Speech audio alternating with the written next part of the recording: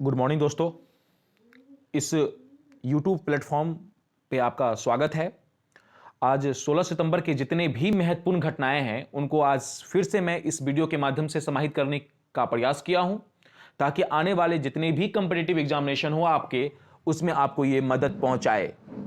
ये कंटेंट आपके लिए बेहतर है, आप इससे नोट्स बना सकते हैं और प्रॉपर तरीके से आप इसे याद रख सकते हैं। चलिए बिना समय गवाए हुए हम आज के सेशन को स्टार्ट करते हैं। अगर आपको अच्छा लग रहा हो तो फिर से इसी बात को मैं दोहराना चाह रहा हूं आपके समक्ष कि प्लीज लाइक, सब्सक्राइब और अपने दोस्तों के बीच शेयर करना ना भूले। चलिए 16 सितंबर के जितने भी महत्वपूर्ण घटनाएं हैं उसको देखते हैं। देखिए, पहला क्वेश्चन जो आपके लिए बनकर आया है पहला क्वेश्चन है अभियंता दिवस यानी इंजीनियर्स डे निम्न में से किस दिन मनाया जाता है। आपके सामने चार ऑप्शन है: 15 सितंबर, 16 सितंबर, 14 सितंबर और 13 सितंबर। तो अभियंता दिवस जो मनाया जाता है एवरी ईयर 15 सितंबर को क्या मनाया जाता है? अभियंता दिवस यानी इंजीनियर्स डे। ठीक है, देखिए यही है, इन्हीं के याद में मनाया जाता है क्या चीज? Engineers day, happy engineers day. क्या? Happy engineers day. देखिए कौन है ये। इस बार जो इंजीनियर्स डे मनाया गया है वो केमा ये बनाया गया है तो एम विश्वेश्वरैया के याद में ही इंजीनियर्स डे मनाया जाता है। और इस बार इनकी 160 क्या है? बर्थ एनिवर्सरी थी। आप नरेंद्र मोदी को यहां पर देख रहे होंगे। ठीक है, चलिए क्या है देखिए, 168 में घोषित किया गया था अभियंता दिवस। भारत सरकार ने एम विश्वेश्वरैया के जन्मदिन को वर्ष 1968 ईस्वी में अभियंता दिवस घोषित किया था। 15 सितंबर 1860 को विश्वेश्वरैया का जन्म मैसूर यानी कर्नाटक के कोलार जिले में हुआ था। डॉक्टर मोजुकुडम विश्वेश्वरैया ने निर्देशन में इस देश में कई बांध बनाने, जिसमें मैसूर में कृष्णराज सागर, पुणे में खड़क वासाला जलाशय बांध और ग्वालियर में तिगरा बांध खास है। इन्होंने बांध बनाने में बहुत सारा योगदान दिया था। इसके अलावा हैदराबाद शहर की डिजाइन का भी श्रेय डॉक्टर विश्वेश्वरैया को ही जाता है। ठीक है, चलिए देखिए क्या है। एम विश्वेश्वरैया की याद में इंजीनियर्स डे। एम विश्वेश्वरैया का आधुनिक मैसूर स्टेट का जनक भी कहा जाता है। आधुनिक मैसूर स्टेट का जनक किन्हें कहा जाता है? एम विश्वेश्वरैया को कहा जाता है। मैसूर सरकार के साथ मिलकर कई कारखानों और शैक्षणिक संस्थानों की स्थापना की, जिसमें मैसूर साबुन factory, Mysore iron and steel factory, state bank of Mysore, Mysore chambers of commerce और विश्वेश्वरैया कॉलेज ऑफ इंजीनियरिंग प्रमुख रूप से शामिल है। तो याद रखिएगा, एम विश्वेश्वरैया को आधुनिक मैसूर स्टेट का जनक भी कहा जाता है। दुनिया के दूसरे देश में भी मनाए जाते हैं अभियंता दिवस यानी इंजीनियर्स डे। ठीक है, जैसे अर्जेंटीना में मनाया जाता है 16 जून को, वहीं बांग्लादेश में 7 मई को, इटली में 15 जून को, वहीं तुर्की में 5 दिसंबर को, ईरान में 14 फरवरी को, बेल्जियम में 20 मार्च को और रोमानिया में 14 सितंबर को मनाया जाता है। क्या? अभियंता दिवस यानी इंजीनियर्स डे। इसके पीछे का मकसद यही है कि दुनिया भर के जितने भी इंजीनियर्स है उसको प्रोत्साहन मिले और देश दुनिया की तकनीक में मदद मिले, और ताकि लोग आगे बढ़ सके, आगे उनको मदद मिलता रहे। ठीक है, चलिए आगे।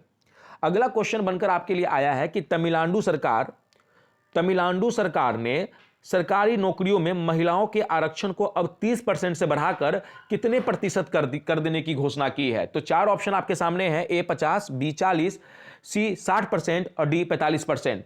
तो तमिलनाडु सरकार के द्वारा सरकारी नौकरियों में जो महिलाओं के आरक्षण 30% से बढ़ाकर जो 40%, कितने परसेंट बढ़ाने की घोषणा की है? तो 40%, यानी बी इसका आंसर हो जाएगा। ठीक है, देखिए तमिलनाडु सरकार ने सरकारी नौकरियों में महिलाओं की कोटा 30% से बढ़ाकर 40% कर दिया है। राज्य के वित्त और मानव संसाधन मंत्री पालनीवेल थियागा राजन ने कहा है कि लैंगिक समानता बदलाव लाने में एक प्रमुख भूमिका निभाएगी।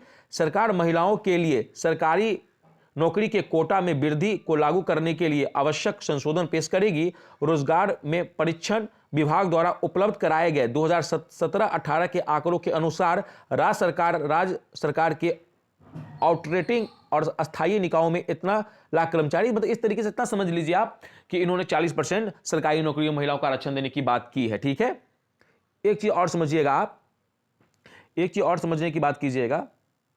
देखिए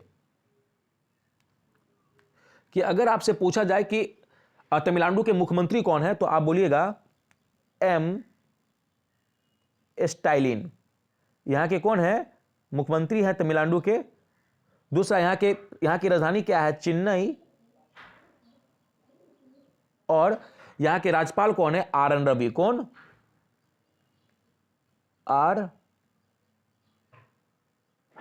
एन रवि। तो मुख्यमंत्री एम स्टालिन, राजधानी चेन्नई, और राज्यपाल आर एन रवि। कौन? आर एन रवि करके, ठीक है, आर एन रवि। तो आप इसे याद रखिएगा। चलिए आगे, अगला क्वेश्चन क्या बनकर आया? अगला क्वेश्चन जो आपके लिए बनकर आया है, ये भी इंपॉर्टेंट क्वेश्चन आपके लिए है कि अंतर्राष्ट्रीय लोकतंत्र दिवस, मतलब अंतर्राष्ट्रीय लोकतंत्र दिवस प्रत्येक साल किस दिन मनाया जाता है? International day of democracy is observed every year on which day? तो बताइए अंतर्राष्ट्रीय लोकतंत्र दिवस कब मनाया जाता है? आपके सामने चार ऑप्शन है, 10 सितंबर, 16 सितंबर, 15 सितंबर, 14 सितंबर। तो इसका आंसर हो जाएगा एवरी ईयर। अंतर्राष्ट्रीय लोकतंत्र दिवस यानी international democracy day every year 15 सितंबर को मनाया जाता है। कब? 15 सितंबर को मनाया जाता है, ठीक है। देखिए, और यह संयुक्त राष्ट्र महासभा की पहल के द्वारा मनाई जाती है। क्या? अंतर्राष्ट्रीय लोकतंत्र दिवस। इसको डिटेल्स में जानने की कोशिश करते हैं। देखिए, सबसे पहले आप देख रहे होंगे international day of democracy every year 15 सितंबर को मनाया जाता है। कब? 15 सितंबर को, ठीक है। चलिए देखिए क्या है। लोकतंत्र एक ऐसी प्रणाली है जिसमें किसी भी देश की नागरिक अपने मताधिकार का प्रयोग करके एक प्रतिनिधि को चुनते हैं। लोकतंत्र का मतलब होता है ना कोई राजा ना कोई गुलाम, इसमें एक समान है, इसमें सब एक समान है। हर व्यक्ति को अपना बात रखने का अधिकार होता है लोकतंत्र में।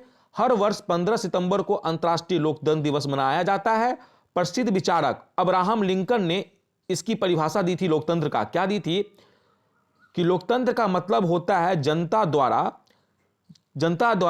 जनता का शासन है। लोकतंत्र दिवस का मुख्य उद्देश्य पूरे विश्व में लोकतंत्र को बढ़ावा देना है। तो अब्राहम लिंकन ने परिभाषा दिया था, जनता के द्वारा जनता का ही शासन होता है। यह है डेमोक्रेसी की परिभाषा, जिसने अब्राहम लिंकन ने दिया था परिभाषा। और लोकतंत्र दिवस मनाने के पीछे, अंतर्राष्ट्रीय लोकतंत्र दिवस मनाने के पीछे एक ही उद्देश्य है, क्या? कि लोकतंत्र को कैसे करके बढ़ावा दिया जाए, ठीक है। देखिए आगे क्या है। 2017 में संयुक्त राष्ट्र महासभा के द्वारा अंतर्राष्ट्रीय लोकतंत्र दिवस की शुरुआत की गई थी 2007 में। सबसे पहले 2008 में अंतर्राष्ट्रीय लोकतंत्र दिवस मनाया गया, जिसके तहत दुनिया के हर कोने में सुशासन लागू करना है। भारत को दुनिया का सबसे बड़ा लोकतंत्र कहा जा सकता है, क्योंकि यहां लगभग 60 करोड़ लोग अपने मत का प्रयोग सरकार चुनने में करते हैं, ठीक है। तो दुनिया का सबसे बड़ा डेमोक्रेटिक कंट्री कौन है? भारत, ठीक है। अगला देखिए, पूरी दुनिया में दो तरह की लोकतंत्र है। पूरी दुनिया में दो तरीके की डेमोक्रेटिक प्रणाली होती है, एक संसदीय शासन प्रणाली और दूसरा राष्ट्रपति शासन प्रणाली। लेकिन दोनों ही प्रणालियों में जनता अपने मताधिकार का प्रयोग करके अपने देश की जनप्रतिनिधि को चुनती है और जनता के लिए काम करे ऐसी प्रतिनिधि को चुनती है। भारत, कनाडा, इंग्लैंड और ऑस्ट्रेलिया में संसदीय लोकतंत्र शासन प्रणाली है। वहीं अमेरिका में राष्ट्रपति शासन यानी राष्ट्रपति शासन लोकतंत्र प्रणाली है अमेरिका में, क्योंकि राष्ट्रपति शासन प्रणाली में सारे निर्णय कौन लेते हैं? राष्ट्रपति द्वारा लिए जाते हैं, जबकि संसदीय शासन प्रणाली में राष्ट्रपति के पास शक्ति इतनी नहीं होती है। आपको समझ में आ गया होगा, ठीक है। अगला क्वेश्चन, चौथा नंबर क्वेश्चन आपके लिए बन के आया है कि भारत और किस देश ने यूनिफाइड पेमेंट इंटरफेस, मतलब यूपीआई, यू से मतलब यूनिफाइड, पी से मतलब पेमेंट, आई से मतलब इंटरफेस, और पे नाउ की जोड़ने की घोषणा की है? तो भारत और किस देश ने यूनिफाइड पेमेंट इंटरफेस यूपीआई और पे नाउ को जोड़ने की घोषणा की है? किस देश के साथ मिलकर? ए सिंगापुर, बी अमेरिका, सी ब्रिटेन, डी फ्रांस। तो अब भारत ने किसके साथ मिलकर? ए सिंगापुर के साथ मिलकर, ठीक है। देखिए क्या है, द हिंदू का ये क्या है, टिकपका आया था खबर, India and Singapore to link they are the first payment system UPI and PayNow. देख रहे होगे यूपीआई, यूनिफाइड पेमेंट इंटरफेस, आपस में दोनों जोड़कर, मतलब क्या चीज आप बोल सकते हो कि दोनों आपस में जोड़कर, मतलब भारत और सिंगापुर ने यूनिफाइड पेमेंट इंटरफेस और पे नाउ को जोड़ने की घोषणा की है। आप ऐसे इसको बोल सकते हो। चलिए आगे, अगला क्वेश्चन है, अच्छा क्वेश्चन है कि काल्पनिक उपन्यास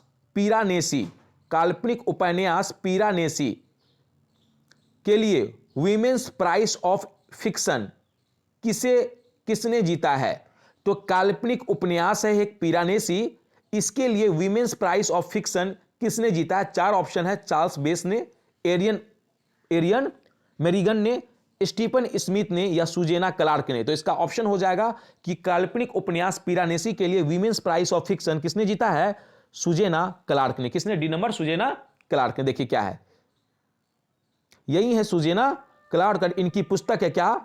पिरानेसी। आप इनका नाम देख रहे होंगे यहां, सुजेना क्लार्क। ठीक है, एक मिनट मैं रेड कलम यूज कर लेता हूं, आपको अच्छे तरीके से समझ में आएगा। देखो ये इनकी सुजेना क्लार्क की इनकी पुस्तक, अब देख रहे होगे पिरानेसी। ठीक है, चलिए आगे देखिए क्या है क्वेश्चन। किस देश ने रक्त परीक्षण का दुनिया का सबसे बड़ा परीक्षण शुरू किया है?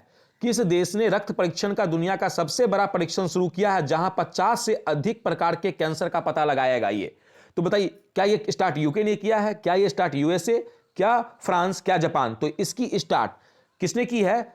यूनाइटेड किंगडम यानी ब्रिटेन के द्वारा की गई है। देखिए क्या लिखा है, कैंसर ट्रीटमेंट।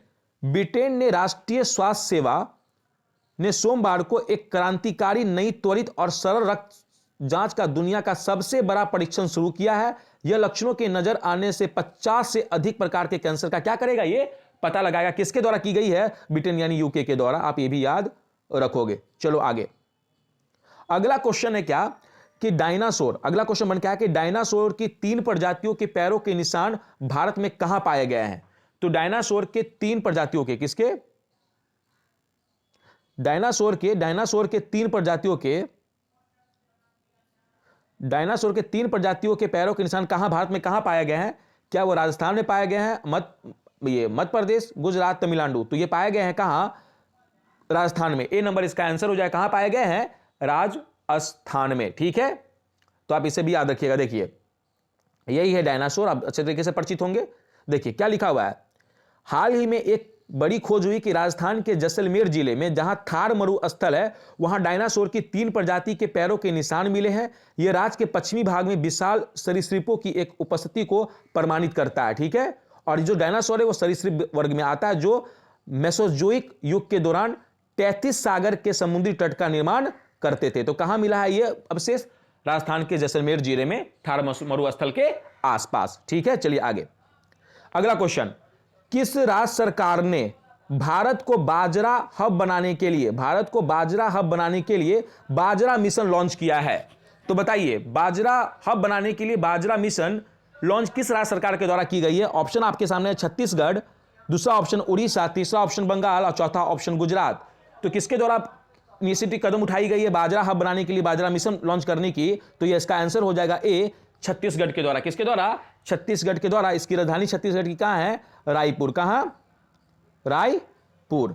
देखिए क्या है, छत्तीसगढ़ ने लॉन्च की क्या? बाजरा मिशन। यही देख रहे हैं आप, बाजरा छत्तीसगढ़ के द्वारा क्या की गई है? छत्तीसगढ़ सरकार ने राज्य में भारत का बाजरा केंद्र बनाने के उद्देश्य से 14 सितंबर 2021 को बाजरा मिशन लॉन्च किया है। बाजरा मिशन छत्तीसगढ़ ने 2023 तक भारत का बाजरा हब बनने के लिए एक नया मिशन शुरू किया। या बाजरा देख रहे होंगे, कब तक? 2023 तक। ठीक है, चलिए अगला क्वेश्चन।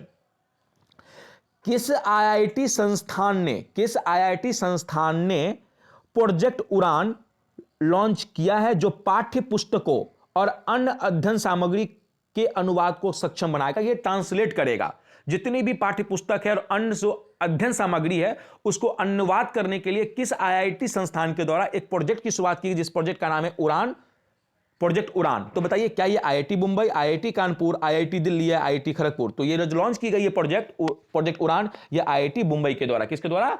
आईआईटी मुंबई के द्वारा। देखो क्या है, आईआईटी मुंबई ने 14 सितंबर 2021 को हिंदी दिवस के अवसर पर अपना प्रोजेक्ट उड़ान लॉन्च किया है। इस परियोजना का उद्देश्य क्या है, इससे पहले मैं बताता हूं। प्रोजेक्ट उड़ान को उच्च शिक्षा के संस्थानों में शामिल होने के दौरान कई छात्रों द्वारा सामना किए जाने वाली भाषाओं की बाध्यता को तोड़ने के उद्देश्य से इस परियोजना को क्या किया गया है? उद्देश्य क्या, मतलब लागू किया गया है आईआईटी मुंबई के द्वारा। चलिए आगे, अगला क्वेश्चन बन के आया है दिवस के ऊपर कि विश्व ओजोन दिवस प्रति वर्ष किस दिन मनाया जाता है? World ozone day is observed annually on which day? मतलब ऑप्शन ए 16 सितंबर, ऑप्शन बी 15 सितंबर, ऑप्शन सी 17 सितंबर, ऑप्शन डी 14 सितंबर। एवरी ईयर ओजोन डे जो मनाया जाता है, वर्ल्ड ओजोन डे, वो मनाया जाता है 16 सितंबर को। कब? आज ही के दिन यानी 16 सितंबर को क्या मनाया जाता है? ओजोन दिवस मनाया जाता है। देखिए क्या है ओजोन दिवस। सबसे पहले देखिए ओजोन दिवस, विश्व ओजोन दिवस कब मनाया जाता है? 16 सितंबर को मनाया जाता है। आइए इस ओजोन दिवस के बारे में थोड़ा डिटेल से जान लेते हैं। क्या है ओजोन? देखिए विश्व ओजोन दिवस 2021 हर साल 16 सितंबर को विश्व ओजोन दिवस मनाया जाता है। इसका उद्देश्य पृथ्वी को ओजोन परत में होने वाले नुकसान से लोगों को आगाह करना और उसका संरक्षण करना इसका मेन उद्देश्य है, इसीलिए मनाया जाता है। विश्व ओजोन दिवस 2021 का थीम है ओजोन परत संरक्षण के 36 वर्ष। देखिए क्या है ओजोन गैस। क्या है ओजोन? एक वायुमंडलीय गैस है या ऑक्सीजन का एक प्रकार है। 3 ऑक्सीजन परमाणुओं के जुड़ने से यानी ओजोन O3 का एक अणु बनता है। इसका रंग हल्का नीला होता है और इसमें तीव्र गंध आती है। ओजोन गैस की एक परत पृथ्वी के वायुमंडल के ऊपर है जो कि सूर्य से निकलने वाली परावैंगनिक किरणों को हम लोगों तक आने से क्या करती है? रक्षा करती है। अगर ये आने लगेगी तो सारे लोग स्किन कैंसर से शिकार होने लगेंगे। ठीक है, देखिए आगे।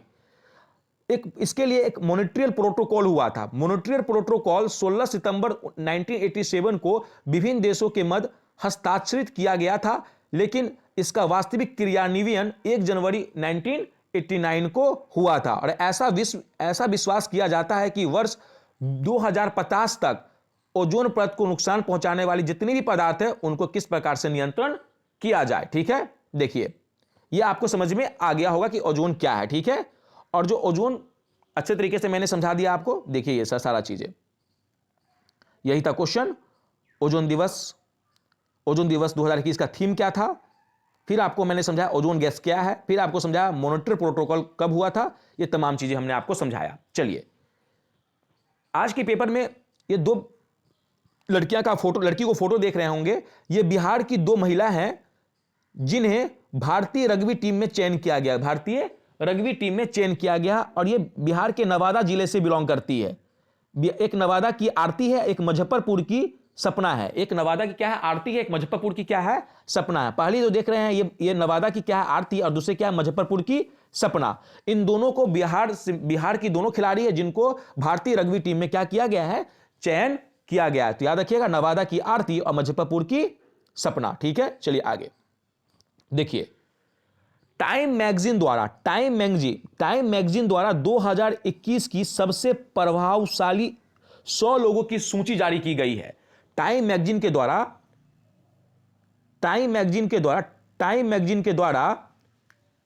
100 लोगों, मतलब टाइम मैगजीन के द्वारा 2021 में जितने भी प्रभावशाली 100 लोग हैं उसकी सूची जारी की गई है। ठीक है, जिसमें प्रधानमंत्री मोदी, पश्चिम बंगाल की मुख्यमंत्री कौन?